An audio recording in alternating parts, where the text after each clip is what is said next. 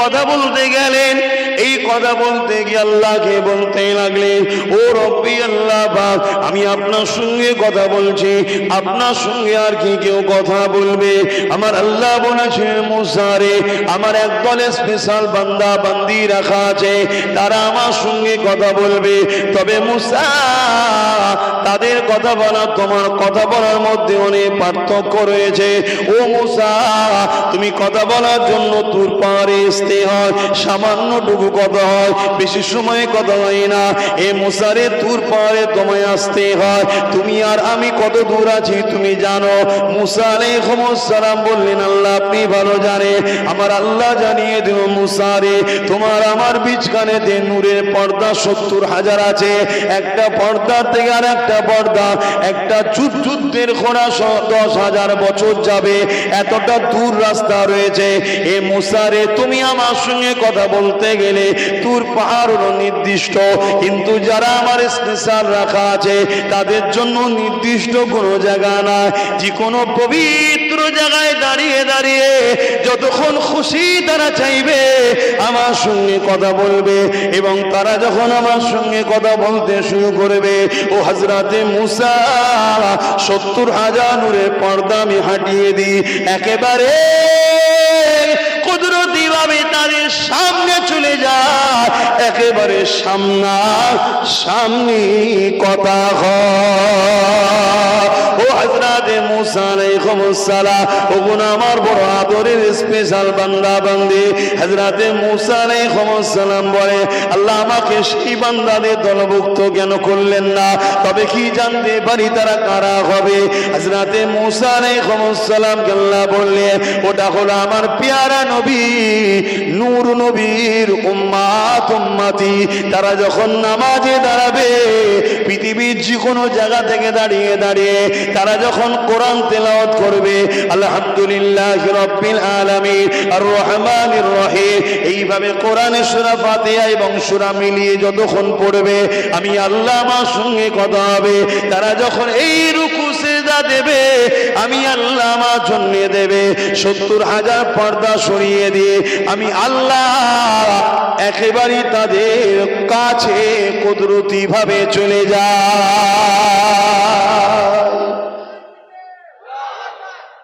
আসেন তওবা করি, কেননা তওবাকারীকে আল্লাহ বড় পছন্দ করে। এ যুবকেরা, তরুণেরা, বাপেরা, হযরতে মুসা আলাইহিস সালামের কওমের একটা বান্দা ছিল, কেফাইল তার নাম ছিল।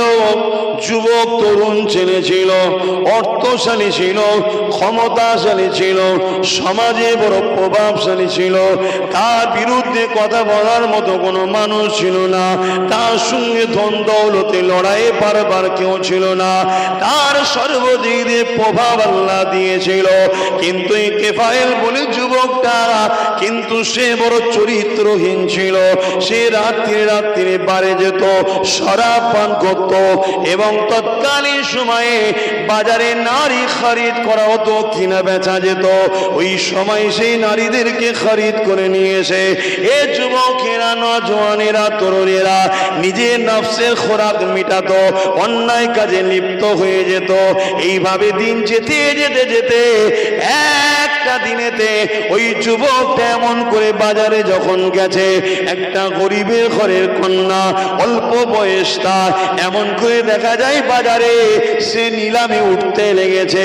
এই যুবকটা তাকে এমন করে তৎকালীন সময় 60 দিরহাম বা 60,000 দিরহাম, 60,000 দিরহাম টাকা দিয়ে তাকে খরিদ করে ঘরে নিয়ে আসে, শরাব পান করে আসে। এবং রাত্রিরে প্রতিদিনের নয়, যেভাবে সে খারাপ রাস্তায় খারাপ কাজের জন্য আগ্রহ হয়, ওই তার খাস কামরাতে যেতে লেগেছে। এবং এত অর্থশালী ছিল, সে আরো দাস দাসী পুষে রেখেছিল। ওই মহিলাগুলোকে সুন্দর করে গোসল করিয়ে আতর গোলাপ মেখিয়ে রেডি করে পাঠানো হতো। এইভাবে যখন তাকে তার খাস কামরায় পাঠানো হয়েছে, ওই মহিলাটা বড় কাঁদতে লেগেছে। এই যুবক কেফাইল বলতে লেগেছে, এ আল্লাহ বান্দা, বান্দিরে, এ বান্দিরে তুমি কেন কাঁদে মেয়ে, তুমি কেন কাঁদো? ওই সময় ওই মেয়েটা বলতে লেগেছে, এ আল্লাহর বান্দারে, তুমি যে কাজ করার জন্য আমাকে খরিদ করে নিয়ে এসেছো, আমার মনের মধ্যে সেই আল্লাহ পাকের ভয় ঢুকেছে যিনি এই অপকর্মকে হারাম করে দিয়েছে। তাহলে তুমি কেন বাজারে নিলামে উঠেছিলে? ওই মহিলা কাঁদে আর বলে, বড় গরিব, মা বড় অসুস্থ, তার চিকিৎসার জন্য কয়েকদিন ধরে খেটে খুঁটে যেমন করে জোগাড় করে, কিন্তু আর বড় নাচার হয়ে গেছে, কোনোভাবে আর উপায় না, তার চিকিৎসার জন্য অনেক বড় অর্থ লাগবে। তাই আমি পেরে উঠতে না পেরে নাচারে খারাপ রাস্তায় পা দিয়ে দিয়েছিলাম। কিন্তু আজকে বুঝতে পেরেছি, আজ এখন আমার দিলের মধ্যে আল্লাহ পাকের ভয়টা জেগে উঠেছে। কিয়ামতের দিনে এই মুখটাকে আল্লাহকে দেখাবো কি করে যদি তোমার সঙ্গে আমি মুখ কালো করার কাজ করে ফেলি? এই কথাটা শোনার সাথে সাথে ওই যুবকটা শরীরের মধ্যে একটা কম্পন শুরু হয়ে যায়। আর এত গরিব ঘরের মেয়ে এ আল্লাহকে ভালোবাসে, আল্লাহর ভয়ে কাঁদে, জীবনে প্রথম খারাপ রাস্তায় নেমেছে, তারপরও আল্লাহকে এত ভয় করে। আল্লাহ আমাকে ধন দৌলত দিয়েছে, আল্লাহ আমাকে সমাজের তাকতও দিয়েছে, আমার অর্থনীতির পাওয়ার দিয়েছে, সমাজনীতির পাওয়ার রয়েছে, সব ক্ষমতা থাকার পরও আমি আমার আল্লাহকে তো এই গরিবের থেকে বেশি বেশি স্মরণ করা দরকার, আমি স্মরণ করতে পারি না। এই বলে একেবারে যুবকটা ওই মহিলার কাছে বলতে লেগেছে, আমাকে ক্ষমা করে দিন আপনি, আমি যে অর্থটা আপনাকে দিয়েছি ওই অর্থ ফিরিয়ে দিতে হবে না, তবে একটা কাজ আপনাকে করতে হবে, সেই কাজ হলো আপনি আমার জন্য দোয়া করেন আর আপনি সাক্ষী থাকেন আমি তওবা করে দিলাম, জীবনে কোনোদিন আর শরাব পান করব না, জীবনে কোনোদিন নারী দিয়ে খারাপ নজরে তাকাবো না, জীবনে কোনোদিন কোন নারীর উপরে জুলুম করব না। এ আল্লাহ পাকের বান্দিরে, তুমি তওবা যেন আল্লাহ কবুল করে তুমি দোয়া করো। এই অসহায় মেয়েটা চোখের পানি ফেলে হাত তুলে আর বলে, আল্লাহ আপনার বান্দা ভুল করেছে, আজকে সে পরিবর্তন হতে চেয়েছে, আল্লাহ আপনি বড় দয়ালু, আপনি বড় রহমান রহিম, একে মাফ করে দিন আল্লাহ। মহিলাটা চলে গেল, রাত হয়ে গেল, যুবকটা কাঁদতে কাঁদতে ঘুমিয়ে পড়ল। প্রতিদিনের না এলাকার মানুষেরা ওই ঘরের সামনে দিয়ে যায় আর বলতে বলতে যাচ্ছে, না জানি আজকে কার পেটিরের চোখ উঠলো এ কোনো ঠিক না, কিন্তু যখনই তার ঘরের কাজ বরাবর এসেছে, দরজার গোড়ায় কাছে এলাকার মানুষেরা এই ঘরে যে যুবকটা রয়েছে খেফায়ের, এ তওবা করেছে, তওবাকারীকে আল্লাহ বড় পছন্দ করে। আমার আল্লাহ এই যুবকটাকে বন্ধু বলে মেনে নিয়েছে। আরো জোরে বলুন সুবহান আল্লাহ। চিন্তা করুন, এক রাতে তওবা, এত জিন্দেগির পাপ আল্লাহ মাফ করে দিলেন। এখন কোন মানুষ তো মনে করতে পারে আমিও তওবা করব, রাত্রিরে শোবেন সকালে উঠবেন, কোনো গ্যারান্টি আছে? বলুন, দেরি করে লাভ নেই, তওবা করে নেন, তওবা করে নেন। আল্লাহ ভুল হয়ে গেছে, আল্লাহ ক্ষমা করে দেন, তওবা করে নেন। আল্লাহ আমাকেও হাকিকাতে তওবা করার তৌফিক দেন, আমাদেরকেও দেন। বলুন আল্লাহুম্মা আমিন। আহা, দুদিনের দুনিয়া, কখন কে চলে যাবে কোনো ঠিক নাই, কোনো ঠিক নাই। আর হজ করতে গিয়ে সব গুনাহ আল্লাহ মাফ করে দেয়, কিন্তু মনে রাখবেন হক্কুন নাস আল্লাহ মাফ করে না। কারো হক যদি আপনি নষ্ট করে থাকেন, সেটা আপনার স্ত্রীর হতে পারে, আপনার স্বামীর হতে পারে, সেটা আপনার বাপমার হতে পারে, সেটা আপনার ভাইয়ের হতে পারে, সেটা আপনার বোনের হতে পারে, সেটা আপনার ছেলের হতে পারে, সেটা আপনার পাড়া প্রতিবেশীর কারো হতে পারে। কারো হক যদি নষ্ট করে, এই সমাজে তো অনেক এমনও ভাই আছে বোনকে হক দিচ্ছে না। কি এরম মানুষ তৈরি হচ্ছে না? হয় না? বলুন, বোনকে হক দিচ্ছে না কেন? কি এমন সমস্যা হবে? নাই বোনের হকটা দিলে তুমি নাই লাখপতি হবে, আর বোনের হকটা না দিলে নাই কোটিপতি হবে। তা আল্লাহ কোটিপতি থেকে তোমায় জিরো করে দিতে পারে, আর লাখপতি থেকে তো আরবপতিও বানাতে পারে।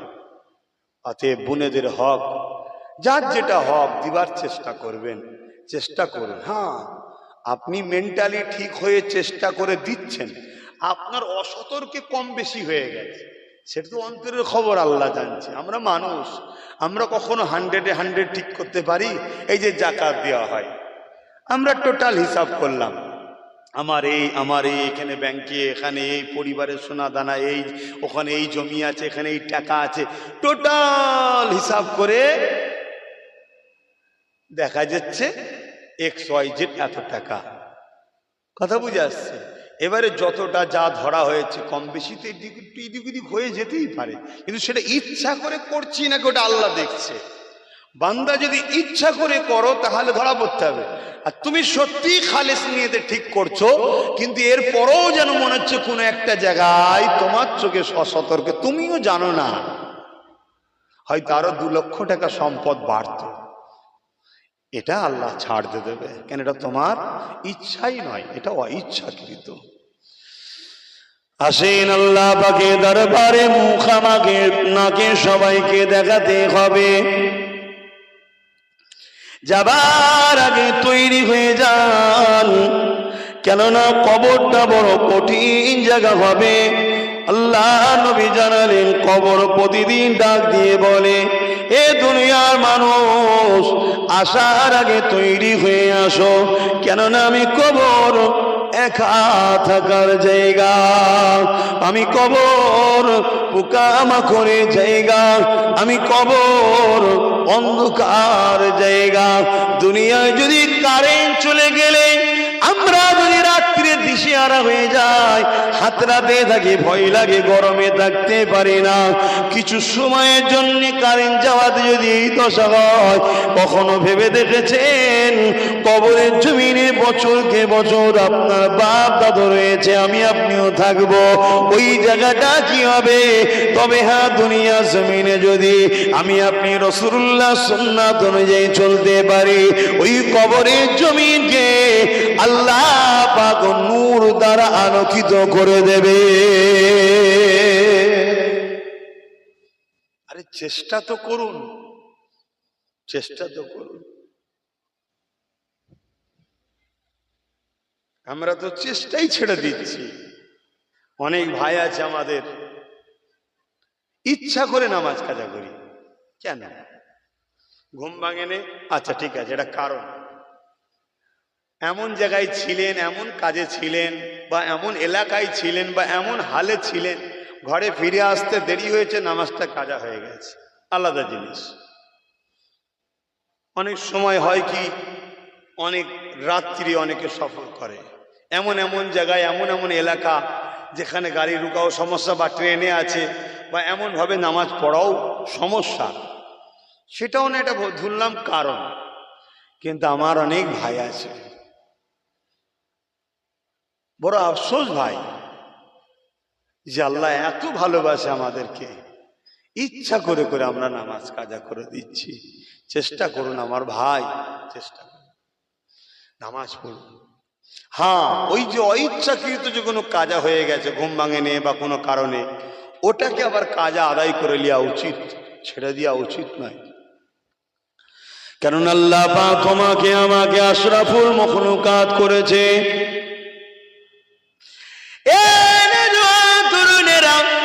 তুমি আমি এখন সিজদা দিই, তোমার আমার কপালটা মাটিতে পড়ে বা মখমলে পাথরে পড়ে, কিন্তু আমার রাসূলুল্লাহ জানিয়ে দিলেন, তোমার আমার কপালটা আমার আল্লাহ পাকের কুদরতি কদমে পড়ে যায়।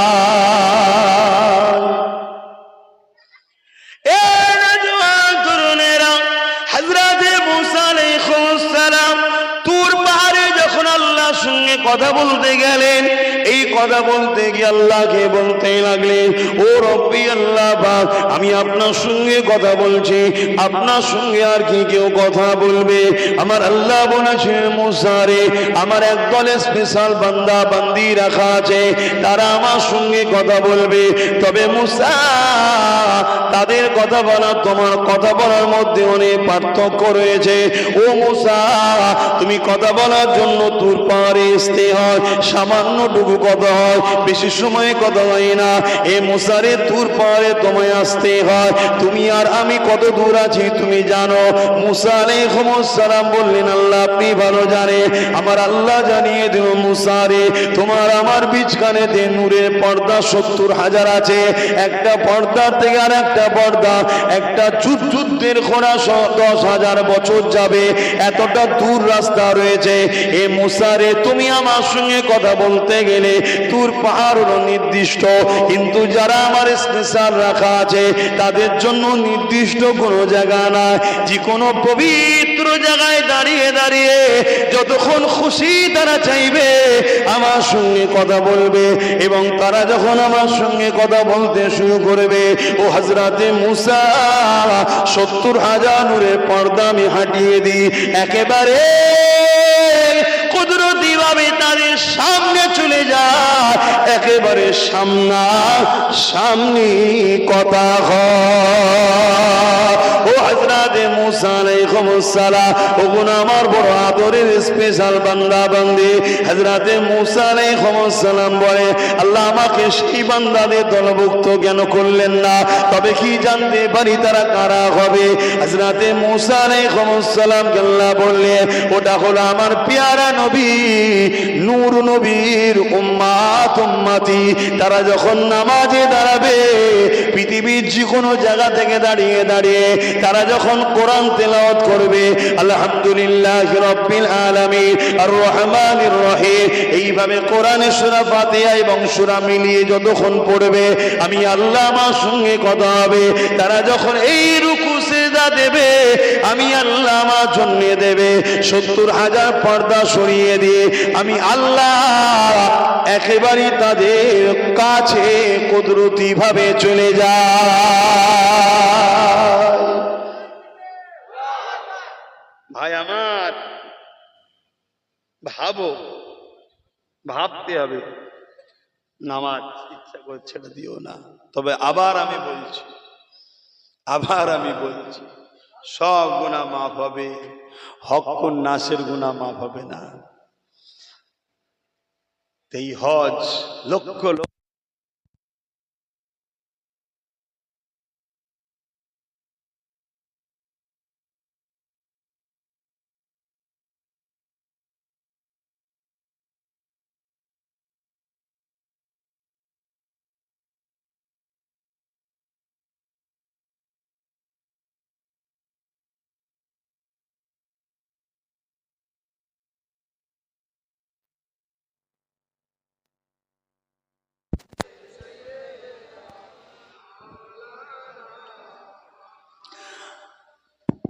বাদশা তুমি দিন দুনিয়ার,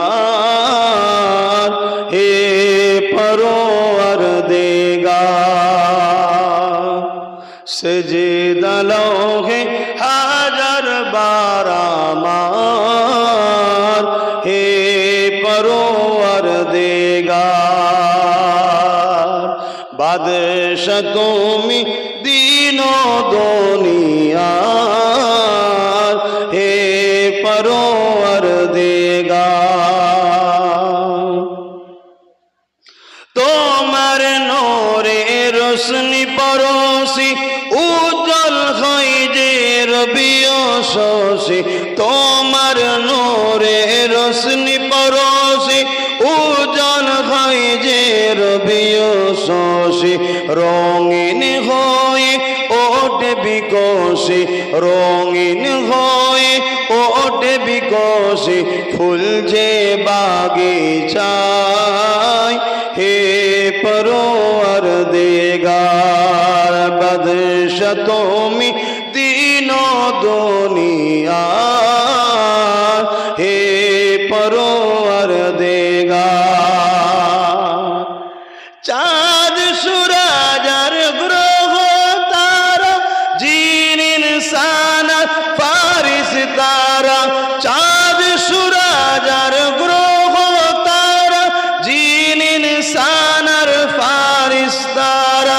দিনে রজনী গাইছে তারা, দিনে রজনী গাইছে তারা মহিমা তোমার হে পরওয়ারদিগার। বদশ তুমি তিন দুনিয়ার হে পরওয়ারদিগার। আল্লাহুম্মা সাল্লি আলা সাইয়্যিদিনা মাওলানা মুহাম্মদ ওয়া আলা আলি সাইয়্যিদিনা মাওলানা মুহাম্মদ। আলহামদুলিল্লাহ, আমার আব্বাজানেরা, আল্লাহ আমাদেরকে এখনো বাঁচিয়ে রেখেছে, সুযোগ এখনো আছে আমাদের হাতে তওবা করার। যারা চলে গেছে জানি না কে কিভাবে গেল, তওবা করলো কি করলো না, কি হাসর নাসর হচ্ছে, কি হাসর আল্লাহ কবরে তাদের সঙ্গে করছে আল্লাহই ভালো জানে। তবে আমাদের জন্য কিন্তু এখনো সুযোগ আছে তওবা করার, কেন এখনো আমরা বেঁচে আছি। আসুন তওবা করি, তওবা করি। অনেকে দেখবেন একেবারে শেষ সময় গিয়ে তওবা করায়, কথা বুঝে আসছে। এখন যখন একেবারে জাকামদানি শুরু হয়ে যায় তখন আর তওবা করে কি আর হবে? হ্যাঁ, এখন তো দিন থাকতে থাকতে করুন। আল্লাহ বড় দয়ালু, বড় দয়ালু, মাফ করে দেবে, মাফ করে দেবে। আল্লাহ নবীর একজন সাহাবী ছিলেন, কাবি দারিয়া কলবি সাহাবী তিনার নাম। জাহিলিয়াতের যুগে মানুষদের সোবতে পড়ে নিজে হাতে করে নিজের কন্যাকে পর্যন্ত দাফন করে দিয়েছিল। কত বড় পাপ বলেন তো! জাহিলিয়াত যুগ, তখন হক না হক মানুষ জানে না। তরুণেরা, আল্লাহ নবী দুনিয়া গমন করলেন।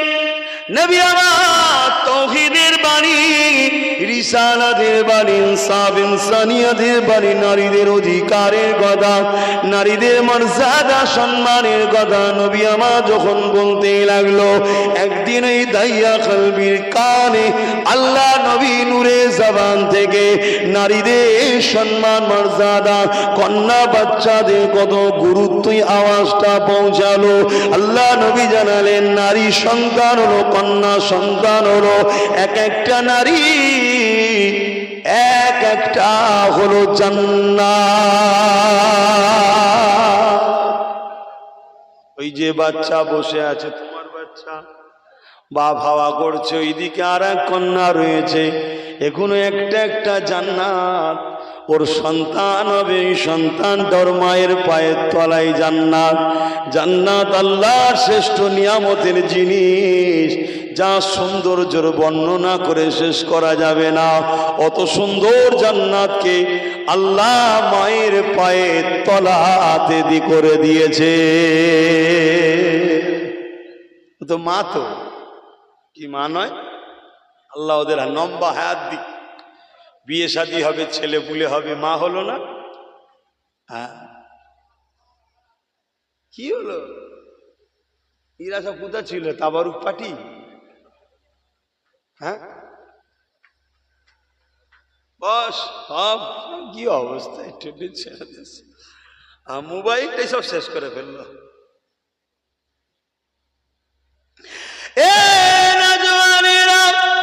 হযরতে দাইয়া কলবির কানে যখন আওয়াজ পৌঁছে গেল, আল্লাহ নবী জানাচ্ছে, নারী কন্যা সন্তান হল আল্লাহর বড় নিয়ামত।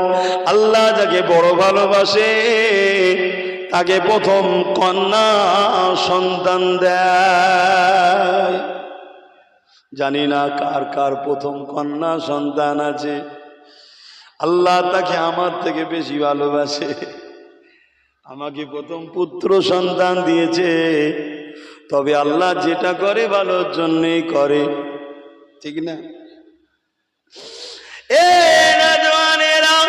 তবে শরীয়তটা বলছি শোনেন, আল্লাহ নবী জানিয়ে দিলেন, কারো ঘরে যদি একটা দুটো তিনটে 50টাও যদি পুত্র সন্তান হয়, আমি রাসূলুল্লাহ 50টা পুত্র সন্তানের আব্বাকে জান্নাতের সুসংবাদ দিতে পারি না, দিতে পারবো না।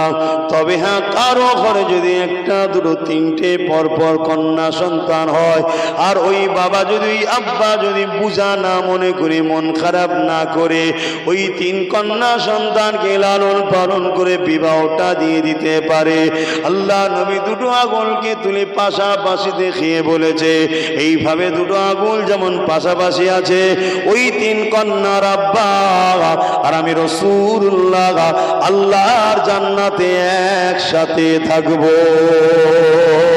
আরো জোরে বলুন সুবহান। এ যুবকেরা, হ্যাঁ সমাজে এটা সত্য কথা, বুড়ো বয়সে বাপ ছেলের কাছে যদিও ভাত না পায়, ডাল ভাত হোক মেয়ের কাছে কিন্তু পায়। তবে এটা যেমন সত্য, আমি আজকে একটা সত্য কথা আপনাকে দেখিয়ে দিয়ে যায়। আজকের দিনের মেয়েদের জন্য লাখো নয় কোটি কোটি বাবা জাহান্নামে যাচ্ছে। সবাই বলে ছেলের থেকে বাপকে মেয়ে নাকি বেশি ভালোবাসে। আমিও বিশ্বাস করি, অস্বীকার করছি না। তবে আজকের মেয়েরা তার বাপের জাহান্নামে যাওয়ার জন্য সব থেকে প্রথম কারণ, ভুল বললাম, মেয়ে বেপর্দা বাপ জাহান্নামে, মেয়ে সেলফি তুলে আপডেট দিচ্ছে বাপ জাহান্নামে, মেয়ে স্বামীর ঘরে অবাধ্য হবে বাপ জাহান্নামে। কি ভুল হচ্ছে নাকি? তাহলে বাপ যদি সত্যি যদি মেয়ে বাপকে ভালোবাসে, তাহলে মেয়েদের তো উচিত আমার বাপ জাহান্নামে না যায় সে কাজ করব। তবেই তো ভালোবাসা। প্রকৃত ভালোবাসা কে? প্রকৃত বন্ধু কে? যে তোমায় জান্নাত নিয়ে যাবে। হ্যাঁ, নতুন বিয়ে করে নিয়ে এসে বলছে একদম চুলোর ধারে যাবি না। ওহ কি দরদ! না, ও দরদ নয়। যদি স্বামী তোকে জান্নাতের রাস্তায় নিয়ে যায়, জানবি অরিজিনাল স্বামী। আর না হয় 2 বছর 4 বছর 5 বছর পরে দেখবি, যদিও বা কাজের লোক থাকে, ওকে তাড়িয়ে দেবে, বলে তুমি করতে পারছো নি, তুমিই যাও। কেন? দুনিয়ার কিছুদিনের মহব্বত। হাকিকাতে মহব্বত হলো কি? খবরদার বেপর্দা হবে না, গলার আওয়াজ আসতে রাখবে, বেগানা পুরুষের সঙ্গে দেখা করবে না, পরের বাড়ি যাবে না, আমি কাজে থাকি, তুমি নিজেকে হিফাজতের মধ্যে রাখবে। কেন? আমি কিছুই জানবো না, কিন্তু তুমি জাহান্নামী হয়ে যাবে, তুমি জাহান্নামী হও, এটা আমি চাই না। এটা হলো হাকিকাত প্রেম। আল্লাহ পাক এই মাসকে বড় নিয়ামতের মাস করেছে। হাজিরা যখন হজে যায়, 9 জিলহজ আরাফাতের ময়দানেতে হাজিদেরকে ওখানে উপস্থিত হতে হয়। ওই 9 জিলহজ জমিনের ওপরে আসমানের নিচে সব থেকে বেশি দোয়া কবুলের দিন। এ তরুণেরা, লক্ষ লক্ষ হাজি সবাই আসমানের দিকে তাকিয়ে হাত দুখানা তুলে দিয়ে, কেউ বাদশাহ, কেউ শাহিনশাহ, কেউ কোন রাজ্যের সুলতান, কেউ আবার গরিব মানুষ, আল্লাহ কারো মাধ্যম দিয়ে তাকে পৌঁছে দিয়েছে। সবাই বিভিন্ন কালার, বিভিন্ন দেশের লাখো লাখো মানুষ একত্রিত হয়ে একজনকেই ডাকে, যিনি দোনোজানের সুলতান, দোনোজানের বাদশাহ, দোনোজানের সৃষ্টিকর্তা আল্লাহ।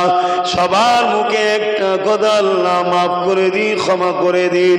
এত কঠিন তাপ মানুষ সহ্য করতে পারে না, কিন্তু এই ময়দানে মানুষ দিবানার মতো কাঁদতে কাঁদতে কাঁদতে যখন আসরে নামাজটা হয়ে যায়, এই নামাজের পর আবার কান্না শুরু করে দেয়। হঠাৎ করে একটা ঠান্ডা খাওয়া আর কিছু সামান্য পানি মতো ফোঁটা পড়তে থাকে।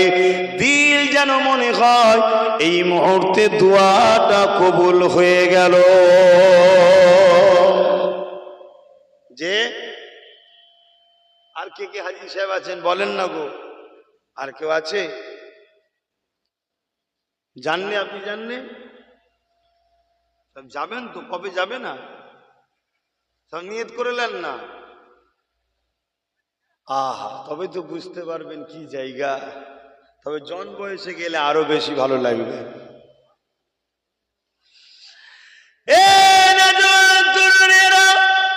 ওই আরাফাতের ময়দানে দেখ আব্বা জান আদম আলাইহিস সালাম এবং আম্মা জান হাওয়ার এক জায়গায় মিলন হয়েছিল, একে অপরে দেখা ওখানে হয়েছিল।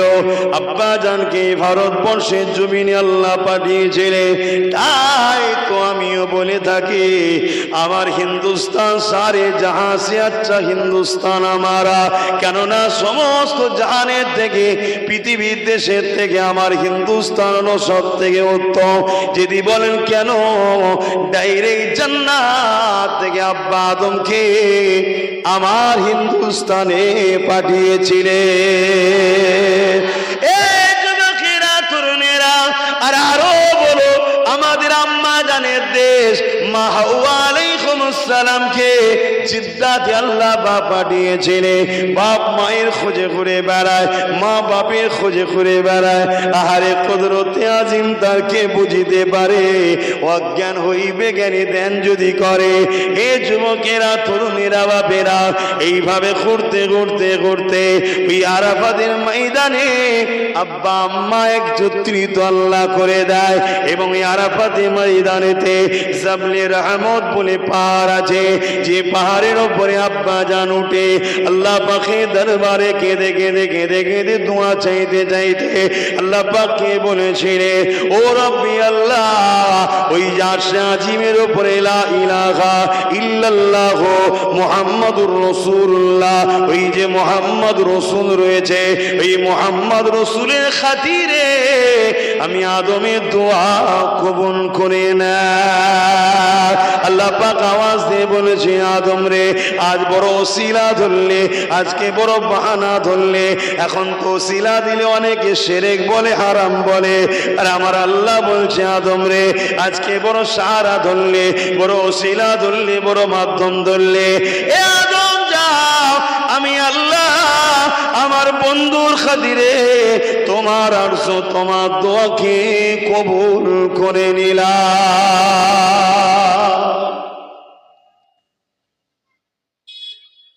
বড় নিয়ামতের মাস, সেই আরাফাতের ময়দানে হাজিরা সব গিয়ে 9 জিলহজ।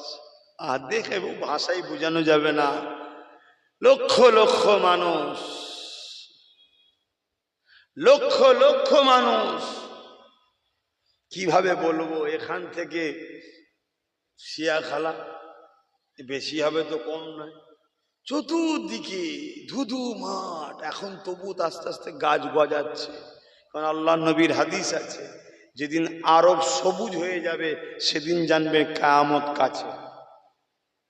কথা বুঝে আসছে তো? সেই দিকে আস্তে আস্তে যাচ্ছে। যাই হোক, তা মাঠ, মরুভূমি, বালি পাথর এলাকা, গরম, কিন্তু মানুষ গরমকে তোয়াক্কা করে না, পাগলের মতো সব ঘুরছে।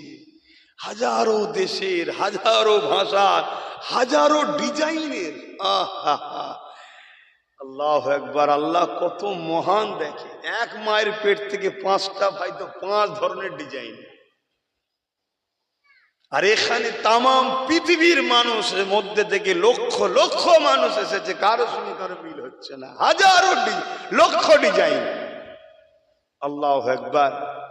এই হজ আল্লাহর বড় নিয়ামতের একটা জিনিস। এখানে দুটো ইবাদত আছে, একটা শরীরের ইবাদত আর একটা হলো অর্থেরও ইবাদত। কেন একটা দুটো টাকা নয়, 4-5 লক্ষ টাকা, আরো বেশি তো কম নয়। এত টাকা খরচ করে তারপর আবার কেনাকাটির ব্যাপার আছে। কেনাকাটি তো অসুবিধে নেই, তবে হালাল দ্রব্য কিনবেন। ভাববেন যে ওখানে কি হারাম পাওয়া যায়, আমি সেটা বলছি নি। খেলনা কিনে আনার কি দরকার আছে? খেলনা কি আমার দেশে নাই? কথা বুঝে আসছে? আমি খেলনাটাকে হারামও বলছি না, বাচ্চাদের জন্য ঠিক আছে, কিন্তু সেটা তো আমার দেশেও আছে। কিন্তু ওখানকার নিয়ামতের যেসব জিনিস আছে সেগুলো কিনবেন। এবং যারা যাবেন মদিনাতে মার্কেট করবেন, মদিনা শরীফে মার্কেট করলে আল্লাহ নবী খুশি হয়। জোরে বলুন সুবহানাল্লাহ। আল্লাহ নবী কত বড় বিজনেস পলিসি আনছিলেন, দেখুন কত বড়। নবী পাক বললেন আমার মদিনাতে তোমরা বাজার করবে। কেন? যত কিনা বেচা হবে মদিনার অর্থনীতি ডেভেলপমেন্ট হবে। আহা, আল্লাহ নবী সব শিখিয়েছে, জোরে বলুন সুবহানাল্লাহ। আল্লাহ পাকের রাজি বান্দারা যখন হজ করতে যায়, এত বড় একটা ইবাদত, লক্ষ লক্ষ টাকা খরচ করে আল্লাহর কাবা শরীফে যখন পৌঁছায়, প্রথম নজরে যখন কাবা শরীফকে দেখে, আমার আল্লাহ পাক সময় জানিয়ে দিয়েছে, এ আমার বান্দা বান্দিরে, আমার দাওয়াতি মেহমান তোমরা আমার ঘর দেখতে এসেছো। আমার ঘরকে প্রথম নজরে যখন দেখবে, এই প্রথম নজরটা যখন পড়বে, সঙ্গে সঙ্গে আমার কাছে দোয়া চাও। ওই নজর পড়ার সাথে সাথে যে দোয়াটি চাইবে, আমি আল্লাহ আমার ঘরকে দেখার জন্য এই পুরস্কার দোয়া কবুল করব।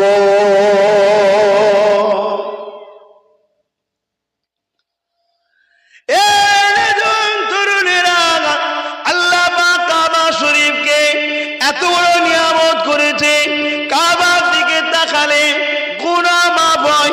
কাবার দিকে তাকাবার সাথে সাথে যে দোয়াটা চাইবেন দোয়াটা কবুল হয়ে যায়।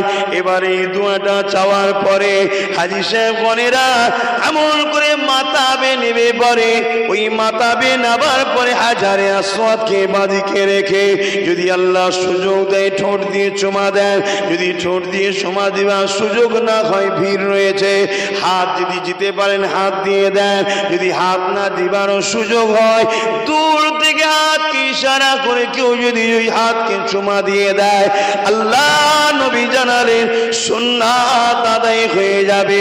তবে মনে রাখবেন ঠেলাঠেলি করা যাবে না, কেননা ঠেলাঠেলি করলে মানুষ কষ্ট পাবে, কাউকে কষ্ট দিয়া ইসলামে হারাম।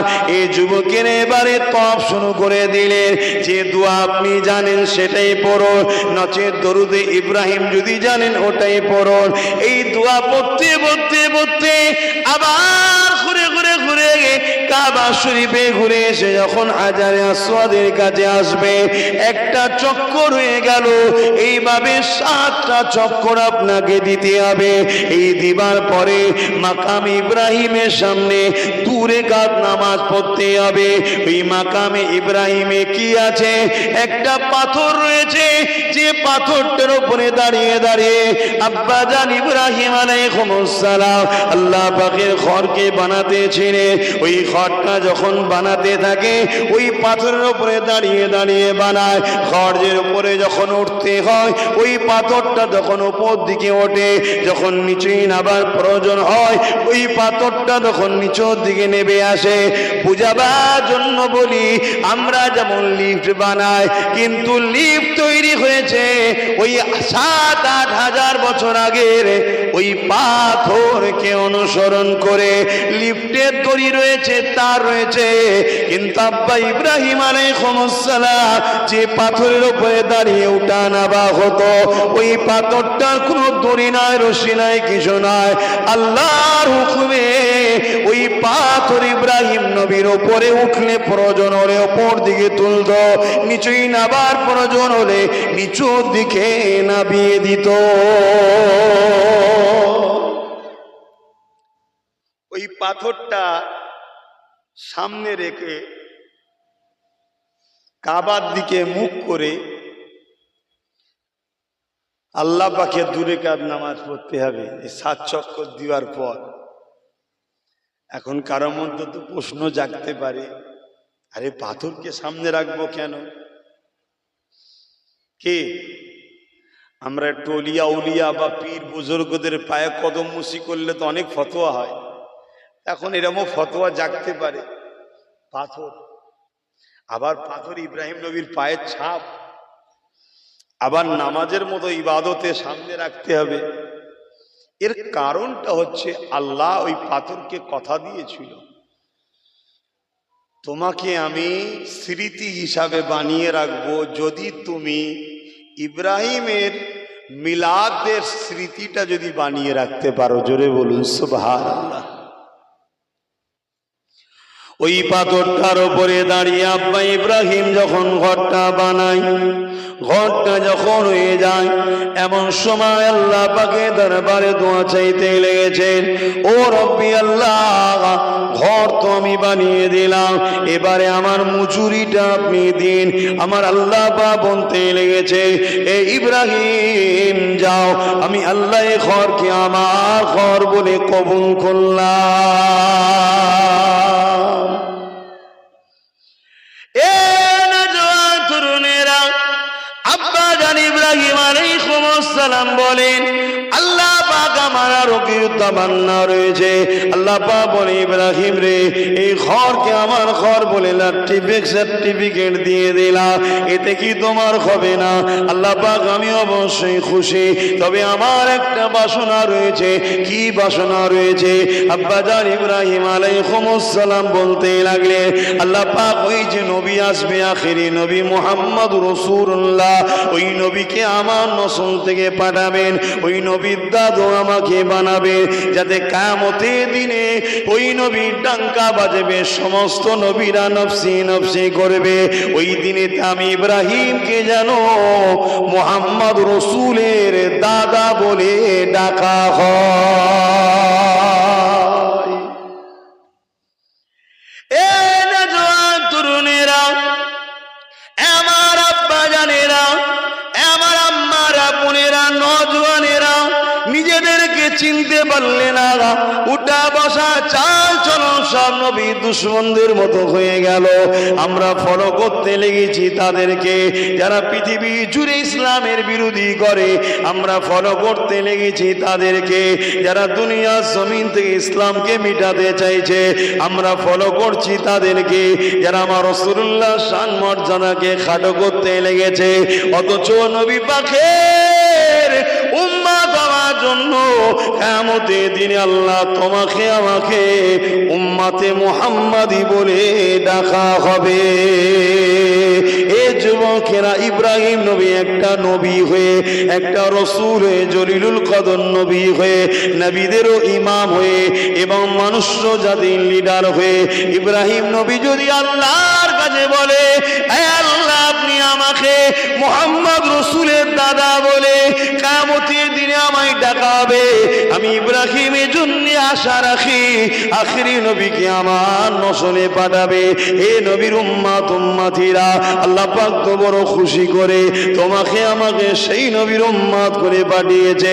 তোমার আমার দুনিয়া জমিনে তো ভাবা দরকার, এই জমিনে মদ ছিল নবী বন্ধ করেছে, এই জমিনে খুন ছিল নবী বন্ধ করেছে, এই জমিনে জুলুম ছিল নবী বন্ধ করেছে, এই জমিনে রাজারা প্রজাদেরকে হত্যা করত, তাদের পেটিগুলোকে শোষণ করত, আল্লাহ নবী এগুলো বন্ধ করেছে।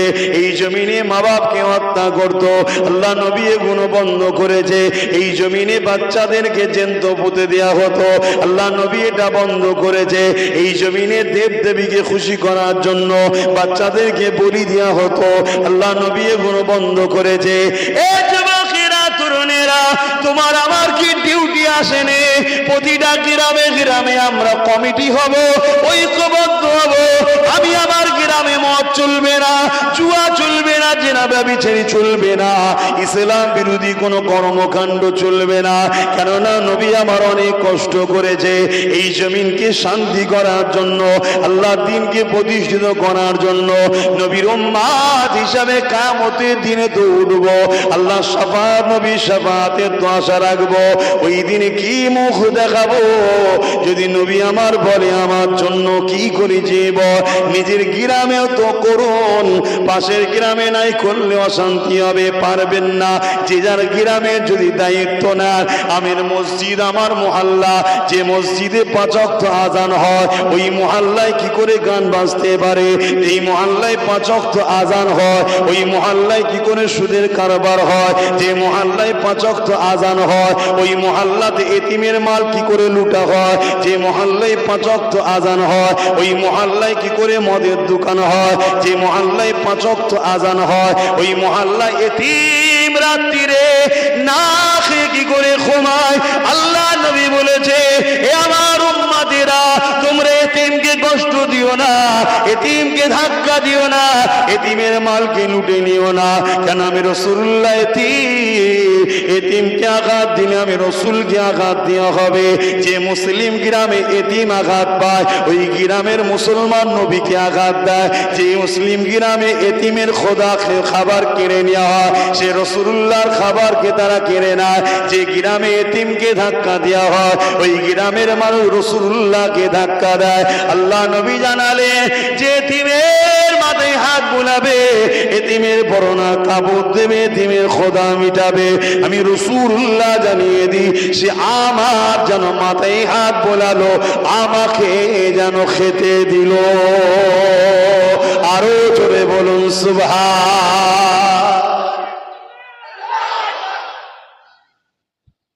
শুধু শুনলে হবে না আমার আব্বা জানেরা, ভাইরা ভাবেন আল্লাহ ধরবে, আল্লাহ ধরবে, জিজ্ঞেস করবে আল্লাহ কেন এগুলো হক্কুন নাস, এগুলো হক্কুন নাস, নামাজ হক্কুল্লাহ আল্লাহর, আর এগুলো বান্দার হক।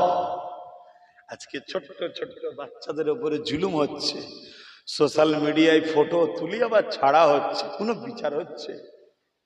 তাম পৃথিবী জুড়ে আবার সেই জাহিলিয়াত পোনা শুরু হয়েছে। যে যার গ্রামে যদি বাচ্চাদের উপরে, এতিমের উপরে, বয়স্কদের উপরে, গরিবদের উপরে, মুরব্বীদের উপরে কোনো রকম অমানবিক অত্যাচার হয়, জুলুম হয়, যে যার এলাকার মানুষের তো দায়িত্ব দেখা কোন অমুসলিম পাড়ায় কি হচ্ছে আমার দেখার দরকার নেই। ওলি আমি অজ করতে আসিনি কেন, আমার ইসলাম, আমার মহল্লা, আমার মসজিদ কেন্দ্রিক তো আমাদের তো ভাবা দরকার। আমরা তো মসজিদকে এখন শুধু নামাজের ঘর বানিয়ে দিয়েছি, অথচ আমার নবীর পার্লামেন্ট ছিল মসজিদে নববী, ওখান থেকে নবী পৃথিবী চালিয়েছে। জোরে বলুন সুবহানাল্লাহ।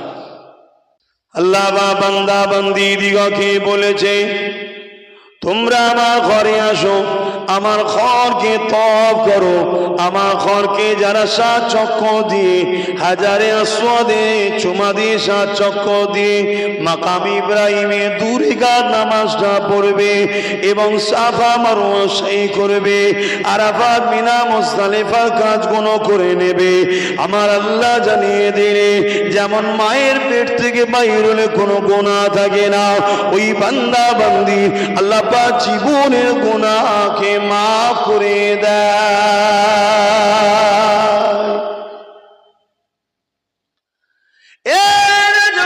তরুণেরা, আল্লাহ নবী নূহ নবী জানিয়ে দিলেন তোমরা যখন জমজম পানি পান করবে বেশি বেশি করে পানি পান করো, কেন ওটা বরকতময় পানি, ওটাকে অবহেলা করো না, বেশি বেশি করে পান করো। তারপরে তোমরা সাফা মারওয়াতে সাই করো, কেননা অনেক বড় রাস্তা, সেখানে তোমাকে সাফায় যেতে হবে, ওখান থেকে মারওয়ায় যেতে হবে। বিচকানে সামান্যটুকু জায়গা দৌড়ানোর মতো ভাব নিতে হবে, সামান্য হালকা দৌড়াতে হবে, আবার মারওয়াতে উঠে দাঁড়াতে হবে। ওই জায়গা দোয়া কবুলের জায়গা, আবার দোয়া করো কাবার দিকে। এ যুবকেরা আবার ছুটে আসো মা সাফার দিকে, ওই সাফা পারে উঠে আবার তুমি দোয়া করো, এটা একটা দোয়া কবুলের জায়গা। এইভাবে 7 বার চক্কর দেওয়া হয়ে যাবে, একবার যাও একবার আসা, সাফা মারওয়া, মারওয়া সাফা, সাফা মারওয়া, মারওয়া সাফা, 7 বার হয়ে যাবার পর এবারে তুমি রওনা দিয়ে দাও। এ যুবকেরা, তরুণেরা, বাবেরা, সময় মতো তোমাকে নিয়ে যাওয়া হবে মিনায়। মিনার জমিনেতে বিভিন্ন তাবু রয়েছে, ওই তাবুতে একটা মানুষের কবরে যেমন ছোট্ট জায়গায় একটা মানুষ থাকার, ওই রকম ছোট্ট একটা জায়গা। হজে অনেক কিছু শেখানো আছে। অহংকারকে মিটিয়ে দাও, আমিরত্ব মিটিয়ে দাও, আমি অমুক, আমি পীর সাহেব, আমি আব্বাস সিদ্দিক, সব ছেড়ে দাও। তোমার পাশে কে পড়বে তুমি জানো না, যে পুরুষটা পড়বে তাকে ঘৃণা করলে হবে না, তাকে পাশে নিয়ে তোমাকে ওখানে থাকতে হবে। তাই তো আব্বা?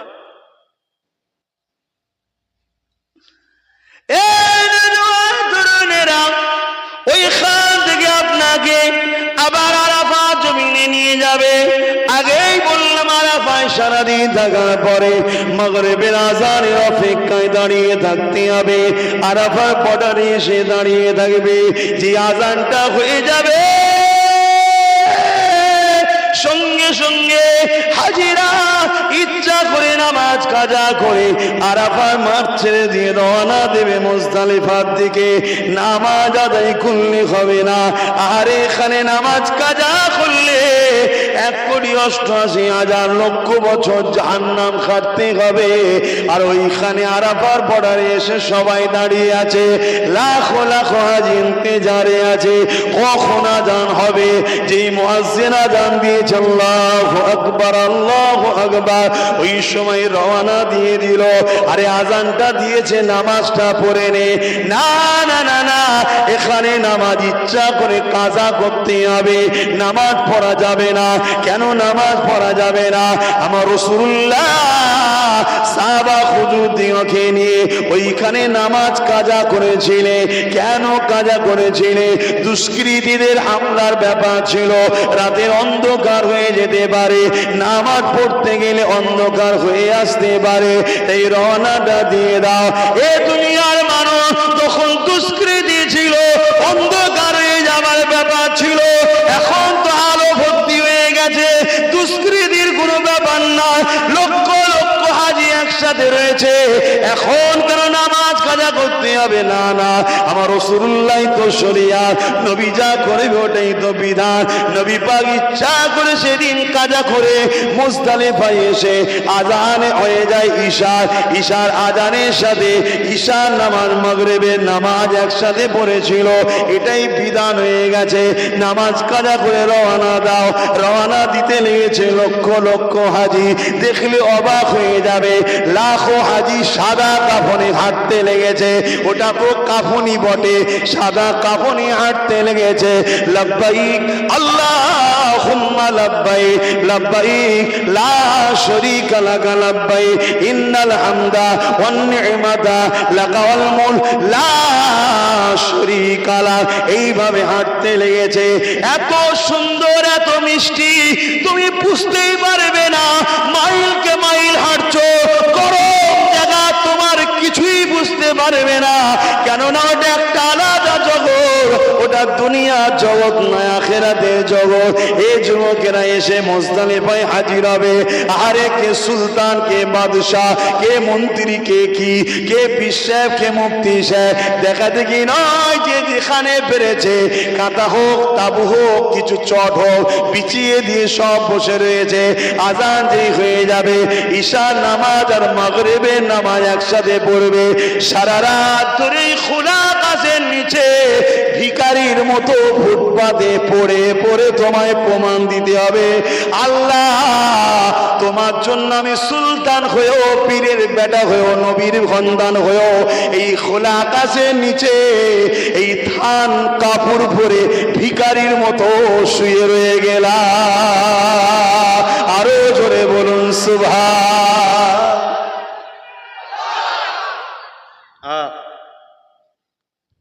একটা আলাদা জগৎ। যাও যুবকেরা, না গেলে শুধু শুনে মজা বোঝা যাবে না।